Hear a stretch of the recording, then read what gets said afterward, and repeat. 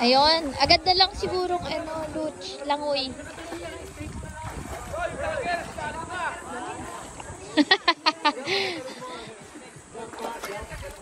Ganun din ako, no? Sana all. Ganun lang. Wala ko. Sana all.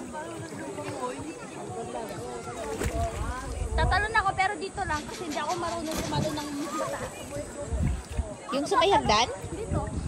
Talon ka dito, mababaw lang oh. Oo, yung may hagdan na to. Grabe si ate girl. Tatalon ba talaga siya? Dito lang ako ate.